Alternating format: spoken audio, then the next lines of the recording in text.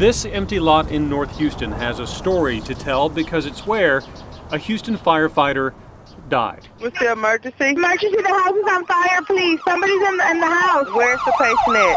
This is the house that once stood here and what it looked like when Captain Darin Unruh rushed inside. It's a terrible sense of dread when you think someone is going to die. Oh my God! The firefighters' co-workers still don't know how it happened, but when Unruh went in the back door looking for victims, he became one. They dragged his lifeless body from the building 5 minutes later, did CPR for 6 minutes more. District 34, you have a mayday at your event. And he was unrecognizable. I mean, totally unrecognizable. His protective mask was gone. The burns were 3rd degree. It just didn't look like the person that I knew. It took 11 minutes total to get a pulse again, to bring him back from the dead.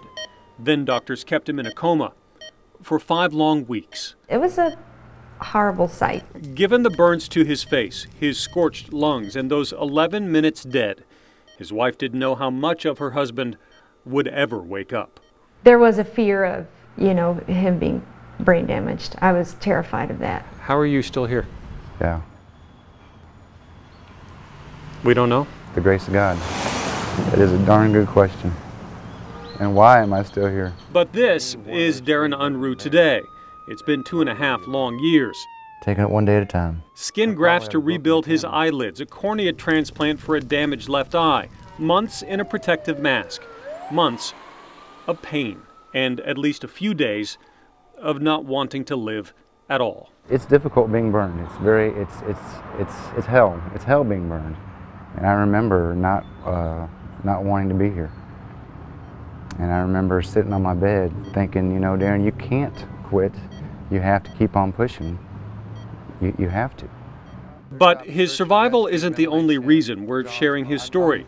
You probably noticed we're talking with Darin in a fire station, Station 68. He's in a captain's uniform again. I'm a dead man walking. I have a second chance at life. And he's taking that second chance right back into the line of fire. I think it's my reasonable service. And I wanted to be able to look back on my life and be proud of, I was a firefighter.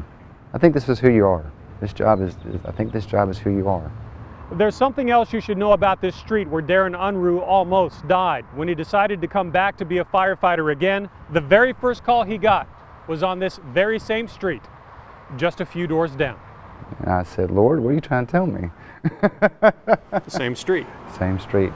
But he fought through that too and believes that with the help of his family, his doctors, his church, and his fellow firefighters, this is where he's supposed to be. I said, Darin, you were dead. So you had nothing to do but get better from that point. You were dead for like 10 minutes. It's nothing short of a miracle. I've learned that he has a inner strength. So what do you see when you look at the face and the scars of Darin Unruh? He sees a miracle. His wife sees something else too. This is a true test of perseverance, and he's truly had to overcome great obstacles, and he's worthy of my admiration. As a husband, a father, and a firefighter willing to lay it on the line again.